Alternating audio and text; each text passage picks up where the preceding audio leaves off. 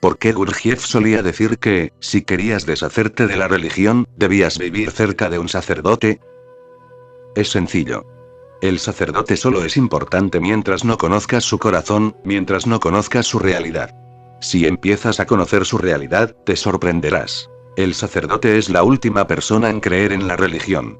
Él nunca cree, solo aparenta. Su profesión es creer. El sacerdote es la única persona que sabe que Dios no existe, pero no puede decirlo porque todo su negocio depende de ello. Es su comercio secreto. Gurdjieff tenía razón. Escucha estas historias. Será suficiente. Una mujer, miembro de la Iglesia Católica, se acercó a su sacerdote y le dijo: Padre, mi perro ha muerto, y yo quisiera saber si es correcto hacerle un funeral. El sacerdote dijo: Sí, creo que es correcto, si tú lo quieres. ¿Y quién cree que podría celebrarlo? El sacerdote no estaba muy contento con la idea de este funeral, así que dijo: Yo sé de un buen sacerdote presbiteriano calle abajo. Creo que él podría celebrarlo.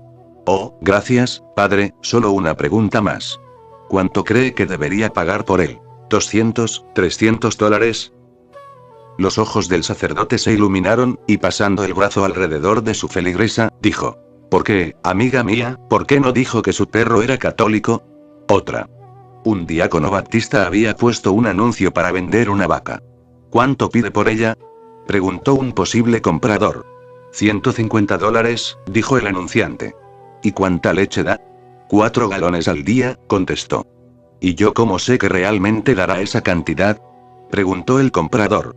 Oh, puedes confiar en mí, le aseguró el anunciante. Soy un diácono baptista. La compro, replicó el otro. Me llevo la vaca a casa y luego le traigo el dinero. Puede confiar en mí. Soy un anciano presbiteriano. Cuando el diácono llegó a su casa le preguntó a su esposa: ¿Qué es un anciano presbiteriano? Ah, explicó ella, un anciano presbiteriano es algo así como un diácono baptista. ¡Cielos!, exclamó el diácono, he perdido mi vaca.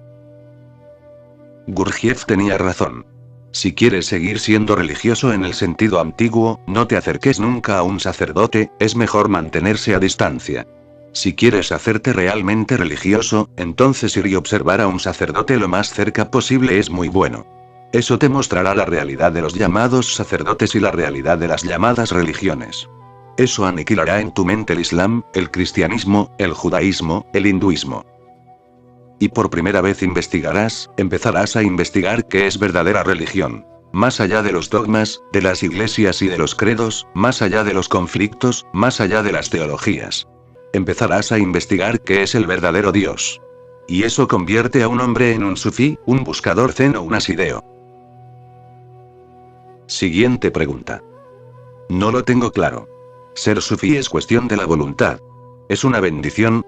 ¿O se trata de otra cosa? Los sufíes tienen un hermoso refrán.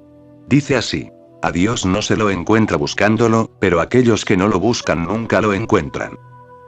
Primero un hombre tiene que buscar, aunque luego también tiene que rendir su búsqueda. Porque en la búsqueda todavía está el buscador. El buscador es el ego. Por supuesto, si nunca empiezas a buscar, nunca encontrarás. Tienes que estar sediento de Dios. Tienes que empezar a moverte, ir a ciegas en la oscuridad. Pero no te vuelvas adicto a ir a ciegas. Llegará un momento en el que empieces a sentir que tu voluntad no está teniendo éxito. Pero ese momento solo llega a través de la voluntad, del esfuerzo. Llega un momento en el que sientes que tu voluntad ha fracasado, que has sido derrotado por completo. En esa derrota total está la victoria. En esa completa derrota tú te rindes. En esa completa derrota empiezas a llorar.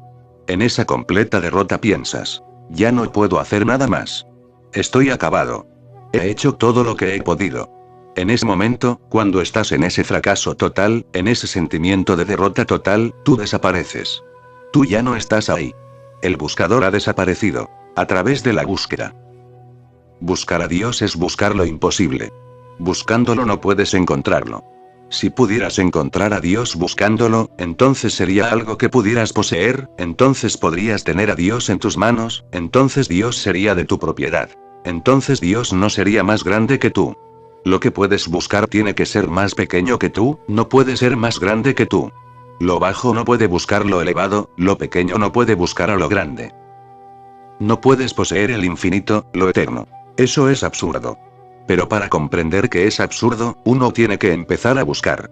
No lo sabrá de ninguna otra forma. Uno empieza a desear a Dios, eso significa que uno se está moviendo, deseando, anhelando a Dios, eso significa que uno se está moviendo, deseando, anhelando lo imposible. Un día y otro la derrota es absolutamente segura. En esa derrota algo transmuta, se transfiere. En esa derrota el buscador desaparece, desaparecerá. Viene la rendición. Sin esa derrota, no puedes rendirte. ¿Cómo vas a rendirte? En tu interior seguirás pensando. Podría haber tenido éxito. O incluso puedes pensar que esta rendición es algo que estás haciendo tú, que también eres el hacedor de esta rendición. Pero entonces no es rendición. La rendición es algo que solo puede ocurrir en la derrota total. Solo la derrota total, en la que no queda ni una sola esperanza, ni un solo rayo de luz en la oscura noche del alma, te prepara para la rendición. Te lo has apostado todo, ahora no queda nada. Estás vacío. En ese vacío, rendición. Ese vacío florece en rendición. En ese vacío tú no eres, llega algo nuevo. El buscador ya no está ahí, la voluntad ha desaparecido, pero la búsqueda está ahí, el anhelo está ahí. Más aún, porque la energía que antes se empleaba en buscar también se ha convertido en anhelo. Ahora simplemente estás sediento, sabiendo perfectamente que no puedes hacer nada. Ese momento de desesperación total trae gracia. Eso es lo que los sufíes llaman baraka, y los hindúes llaman prasad. Cuando caes rendido y no puedes moverte ni un centímetro por ti mismo, cuando te conviertes de nuevo en un niño y lloras llamando a tu madre, la madre viene. Pero tienes que volver a estar desválido. La pregunta es importante. Tú preguntas. No lo tengo claro. Ser sufí es cuestión de voluntad. Sí, al principio es cuestión de voluntad. Todos los viajes hacia Dios empiezan en la voluntad, pero nunca acaban en ella. El primer paso tiene que ser de voluntad. Y el camino hasta tu derrota total será largo. La mitad del camino se hace con fuerza de voluntad y la otra mitad en la rendición. La voluntad conduce a la rendición. Esto te puede parecer paradójico. Al final la voluntad acaba floreciendo en rendición porque es lo que te hace ver que por ti mismo no puedes hacer nada. Lo has hecho. Lo has visto fracasar. Así que el primer paso es de voluntad, la mitad del camino es de voluntad. Y cuando ha desaparecido la voluntad hay bendición, prasad, baraka. Así que, en definitiva, la pregunta es si se trata de voluntad o rendición. Diré que son ambas y ninguna. La voluntad y la rendición son como las dos alas de un ave. Ambas ayudan, ambas se complementan entre sí. Incluso siendo opuestas entre sí se complementan. La propia oposición produce movimiento. Pasa exactamente igual con tus dos piernas. Son opuestas entre sí. Gracias a su oposición se genera el movimiento y puedes moverte. La voluntad y la rendición son opuestas, pero en el fondo forman parte de un todo. Todo buscador empieza en la voluntad y acaba en la rendición. Siguiente pregunta. ¿No podemos amar y aceptar nuestra cabeza, nuestra mente y nuestro ego como parte de la vida? ¿Por qué rechazarlos? Yo no te he dicho que los rechaces. ¿Cómo vas a rechazar algo que no existe? Solo te he dicho que veas, que los observes. No te estoy diciendo que los rechaces. Rechazados permanecerán en lo más profundo de tu inconsciente, reprimidos. Permanecerán. Rechazo significa represión. ¿Qué vas a hacer? Rechazados no desaparecerán, se esconderán en un oscuro rincón de tu alma y desde allí actuarán. No, yo soy la última persona que te diría que los rechaces. Yo no digo rechaza la oscuridad, yo solo digo trae luz. Trae una lámpara y mira a tu alrededor. ¿Dónde está la oscuridad? Desaparece. No está ahí para ser rechazada, no puede ser rechazada. Observas a tu ego y empieza a desaparecer. No es que tú lo rechaces, no es que tú le hagas algo. Con solo una profunda mirada en él desaparece. Solo existe porque no te has fijado en él. Es como una sombra. Estás caminando y la sombra te sigue. Pero imagínate que estás solo en un desierto o en un cementerio y te asalta el miedo de que alguien te está siguiendo, te echas a correr. Y cuanto más corres, más corre la sombra contigo.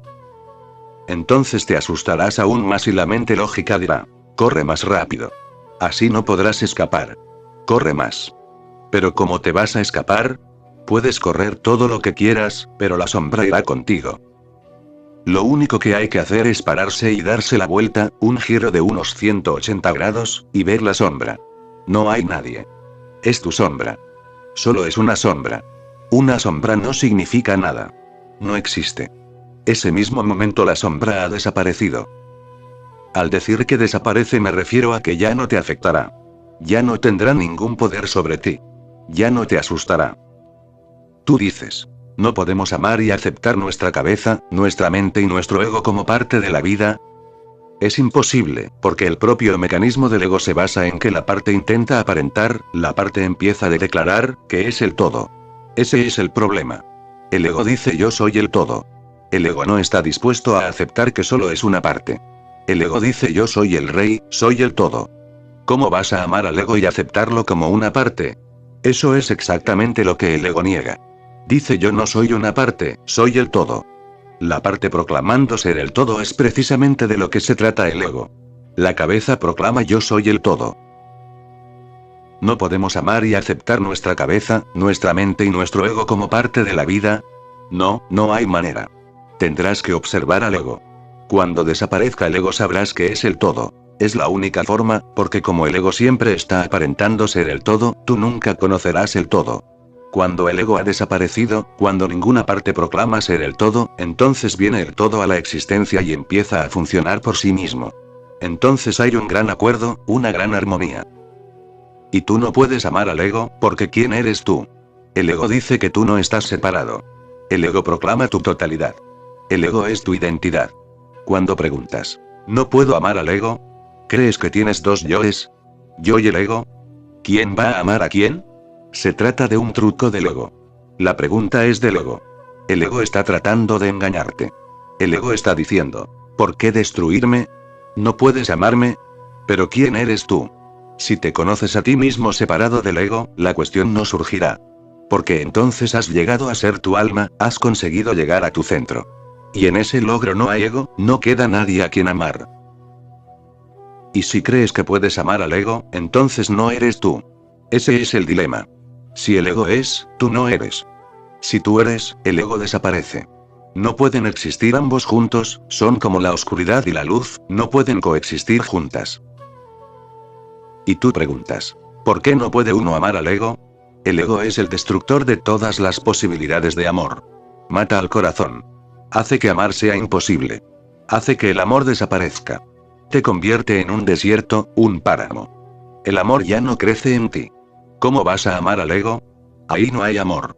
Si empiezas a ser amoroso, verás que el ego desaparece. Si el amor empieza a fluir en ti, no encontrarás ningún ego en ti mismo. Entonces el corazón se convertirá en tu centro. A eso los sufíes lo llaman el despertar del corazón. Es cuando el corazón despierta. Y en cuanto el corazón despierta, la cabeza desaparece. La cabeza solo puede funcionar mientras el corazón esté durmiendo. Es, como Gurdjieff solía decir, como si el patrón de la casa estuviera durmiendo y el vigilante pretendiera ser el patrón. Si viene alguien y el patrón está durmiendo, el vigilante habla como si fuera el patrón. Luego, cuando el patrón se despierta y sale, el vigilante se convierte de nuevo en un sirviente. Deja de ser el patrón. No puede aparentar. El patrón está presente. Es como en una clase de párvulos. Cuando el maestro se va, todos empiezan a gritar y a saltar y a hacer mil y una cosas. Y luego, cuando vuelve el maestro, de repente todos están sentados en sus pupitres. Todos están leyendo muy concentrados, como si no hubiera habido ningún ruido, ningún caos. ¿Qué ha ocurrido? Su presencia ha causado una transformación. Exactamente lo mismo ocurre dentro de ti. Cuando estás despierto, el ego desaparece. Entonces tu cabeza y tu mente se convierten en tus sirvientes. No puedes ni aceptarlos ni rechazarlos, solo tienes que entenderlos. Y entonces todo ocurre por sí mismo. Siguiente pregunta. ¿Por qué olvidamos nuestra divinidad? ¿Qué significa eso? Tú no la has olvidado, tú nunca la has conocido, así que ¿cómo la vas a olvidar? Para olvidarla, antes tienes que haberla conocido. Y cuando se ha conocido, ya nunca se olvida. Y tú eres divino, pero todavía no has conocido tu divinidad. De hecho, te es tan difícil de conocer porque eres divino. Está en el mismo núcleo de tu ser. Si se tratara de algo fuera de ti, ya lo habrías encontrado. Si fuera algo objetivo, podrías haberlo visto. Pero no está fuera y no es un objeto, es tu subjetividad. No es algo que pueda ser visto, es algo que está escondido en el que ve. Es un atestiguar. Hasta que no vayas detrás de ti mismo no te será posible conocerlo. Hay tres cosas en el mundo. Una es el mundo del objeto. Las cosas que te rodean. Cerca de él, según te vas acercando hacia ti mismo, está el mundo de los pensamientos, los sueños y los deseos. Eso también te rodea. Eso es lo que tú normalmente llamas el mundo interior, también está fuera. Hay dos tipos de exteriores, el que ves con los ojos abiertos y el que ves con los ojos cerrados. Pero ambos son exteriores porque todo lo que se pueda ver tiene que estar en el exterior. Para ser visto, tiene que estar en el exterior, tiene que ser diferente de ti. El objeto tiene que ser diferente del sujeto. Y luego está la tercera, el mundo de tu núcleo interno, tu subjetividad, desde donde el ego está viendo. Llegar a eso es realizar la divinidad de uno. Uno tiene que convertirse en un testigo de objetos y pensamientos, y observando, poco a poco, llega el momento en que ocurre el cambio. Cuando no quedan ni objetos ni pensamientos en tu consciencia, cuando tu consciencia es pura, da un giro. Un giro de 180 grados. Cuando no hay nada que ver, el que ve empieza a verse a sí mismo. Recuerda, solo estoy usando palabras, y ya no son adecuadas. El que ve empieza a verse a sí mismo no es la expresión correcta, porque, de nuevo, las palabras indican una división. El que ve y lo que ve. Y ahora no hay división, hay solo tú y tú y tú.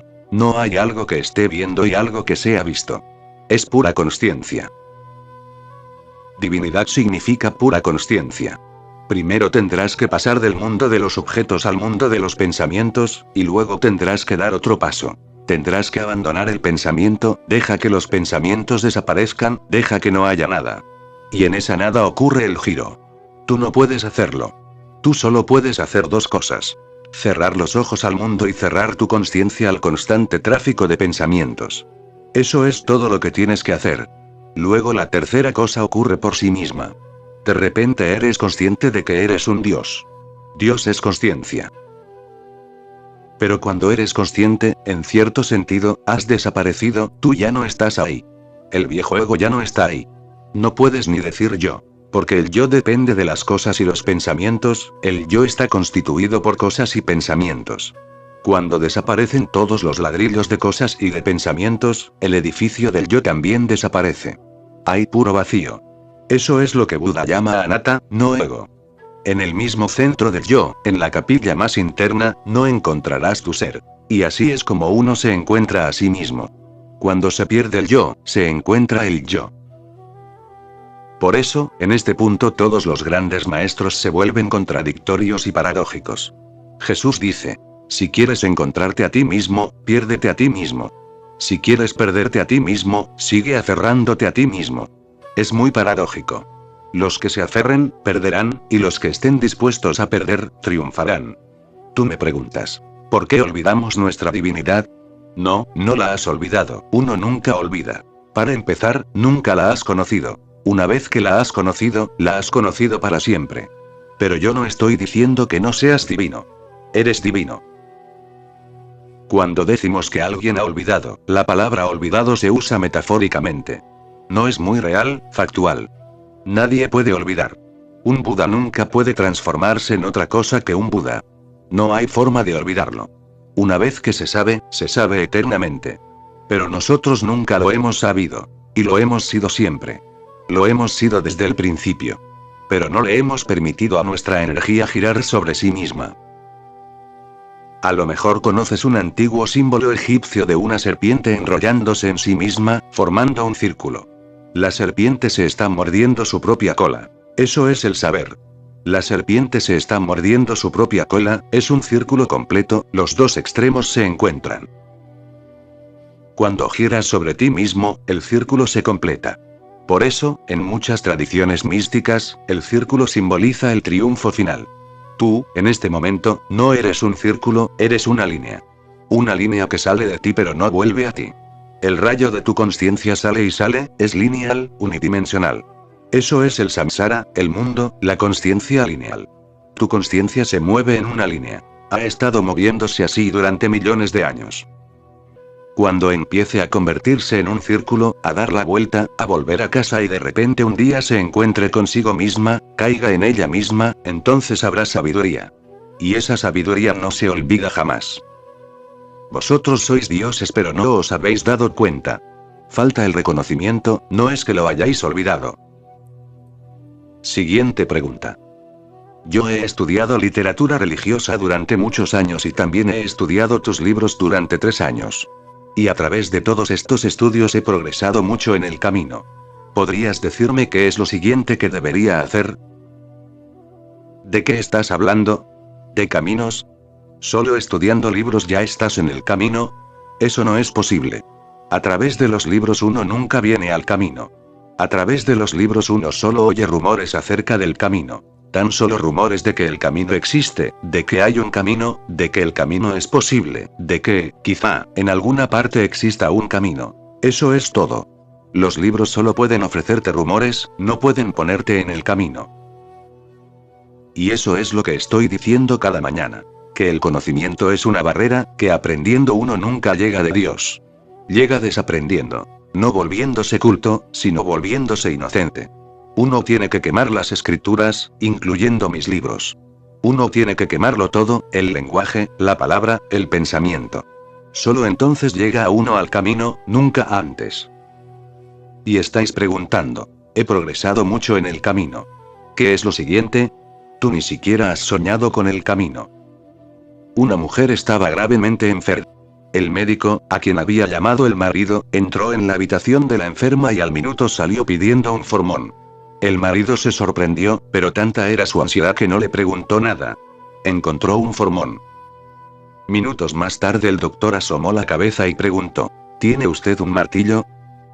El marido estaba perplejo, pero no queriendo llevarle la contraria al médico, le dio un martillo. 5 minutos más tarde volvió a salir el médico pidiendo un serrucho. Pero el marido ya no se pudo contener y gritó histéricamente, doctor, primero un formón, luego un martillo y luego un serrucho. ¿Qué le está usted haciendo a mi mujer? ¿Qué mujer? Preguntó el médico. Estoy intentando abrir mi maletín. Tú todavía no has abierto tu maletín. ¿De qué camino estás hablando? El doctor tan solo está abriendo su maletín. Las escrituras no pueden ayudarte más que hasta ahí. Y además es posible que lo que tú estés leyendo en las escrituras no sea, en absoluto, lo que pone en las escrituras.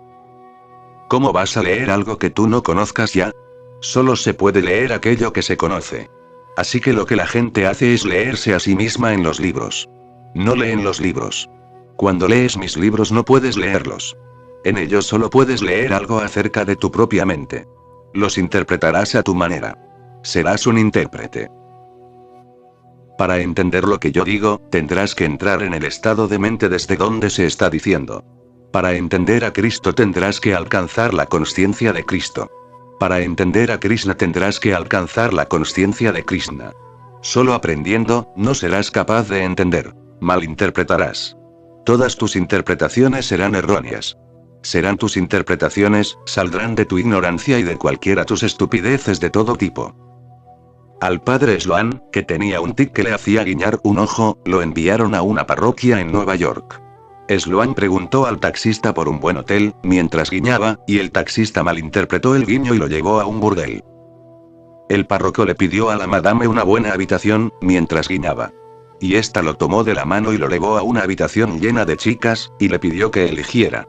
Pero el padre Sloan dijo, mientras guiñaba, que no quería ninguna chica. La madame se acercó a la escalera y voceó, George, aquí hay uno para ti. La gente comprende solo de acuerdo con su estado mental. Pero eso es natural. Se la puede perdonar. Pero hazme caso, leyendo mis libros no has comprendido ni siquiera un fundamento simple que no me canso de repetir. Que a través del conocimiento el saber no es posible, que a través del conocimiento la sabiduría no es posible. Tu pregunta me recuerda una pequeña anécdota. Fartington y Smith, 2 ingleses, se fueron de vacaciones a Irlanda. Fartington tenía reputación por su falta de tacto, así que Smith le avisó de que no dijera nada disparatado de la Iglesia Católica. Una tarde se fueron a jugar a los dardos a un pub local donde por la radio se oía la noticia de que el Papa estaba enfermo. Inmediatamente todo el mundo se puso alrededor de la radio para escuchar. Va, al cuerno con el papa, dijo Farthington. Sigamos con el juego. Se despertó en el hospital con Smith sentado a su lado. Te había avisado de que no dijeras nada acerca de su religión, dijo Smith. Sí, lo sé, respondió Farthington. Pero no me dijiste que el papa fuera católico. Siguiente pregunta. ¿Por qué solo me acuerdo de Dios cuando estoy sufriendo? Tú no te acuerdas de Dios. Cuando estás sufriendo, tu acordarte de Dios no significa nada. Solo te acuerdas de Dios cuando buscas protección, cuando quieres evitar el sufrimiento. A ti no te importa Dios, a ti lo único que te importa es evitar el sufrimiento. Por eso cuando estás feliz te olvidas completamente de Dios. Pero debes saber que el recuerdo de Dios solo puede ser en la felicidad, de ninguna otra forma. En el sufrimiento todo el mundo se acuerda de Dios. Incluso los ateos. Pero eso, cuando se hacen viejos, hasta los ateos se vuelven creyentes. Y cuando se acerca el momento de la muerte casi todos los ateos se vuelven creyentes. Cuando llega el verdadero sufrimiento de la muerte, toda tu filosofía de ateísmo desaparece. Pero eso no es verdadera, auténtica oración, auténtico recuerdo. Las personas religiosas auténticas son aquellas que se acuerdan cuando son felices, porque se acuerdan en agradecimiento. Cuando ves una rosa, ese sería el momento correcto para acordarse de Dios. La rosa es prueba suficiente para recordarlo, indicación suficiente, causa suficiente, una ocasión. Cuando ves a un niño riendo o a un pájaro volando por el cielo, cuando el pájaro está en el aire, cuando sale el sol, cuando una estrella solitaria está a punto de desaparecer. Si sabes qué es la belleza, en esos bellos momentos te acordarás de Dios. Si sabes qué es el amor, cuando hagas el amor te acordarás de Dios. Si sabes qué es la alegría, cuando estés lleno de gozo te acordarás de Dios. Esos son momentos en los que hay que dar las gracias. Y luego, incluso si te acuerdas de Él en tu sufrimiento, será un recuerdo verdadero, es la única forma. Si solo te acuerdas en el sufrimiento, no te acuerdas de Dios. Simplemente quieres que te ayude. Simplemente quieres usar la palabra Dios, quieres usar a Dios, eso es todo. He oído. Una mujer estaba muy triste porque se le había muerto su loro. Su marido, que era una buena persona, fue a la pajarería a comprar otro loro, pero no había nada que le sirviera. Uno era demasiado caro, otro demasiado apocado, otro demasiado grande. Finalmente, el dependiente de la pajarería desistió y el cliente se iba. Pero al salir, vio a un loro que le gustó mucho. ¿Cuánto cuesta este?, preguntó. Ese loro es muy especial. En realidad no se lo aconsejo, pero si usted quiere, cuesta 200 libras. ¿Por qué es tan especial? Bueno, mire, señor, es la única loro en Gran Bretaña que pone los huevos cuadrados. El cliente no estaba dispuesto a creérselo, pero el dependiente lo llevó a la trastienda y le enseñó un plato de huevos, todos ellos cubos perfectos. De acuerdo, me llevo al loro, dijo. Mientras el dependiente le estaba extendiendo la factura, el cliente, pensando en su mujer, se sintió incómodo y dijo, supongo que el loro también puede hablar. ¿Sabe decir algo religioso, una oración o algo así? Bueno, señor, sabe llamar a Cristo. Pero hasta ahora solo parece tener una expresión. Así. ¿Y cuál es? Kikirikrist. En el sufrimiento tu recuerdo es así. No tiene nada que ver con Cristo, nada que ver con Dios. Déjalo. No tiene ningún sentido. Empieza un enfoque nuevo. Acuérdate cuando estés lleno de dicha, bailando, cantando. Deja que Dios se asocie primero a tus momentos positivos. Desde ahí se hundirán hasta lo más profundo de tu corazón. Deja que Dios sea una celebración y no un asunto triste. Deja que Dios sea una gracia, una bendición.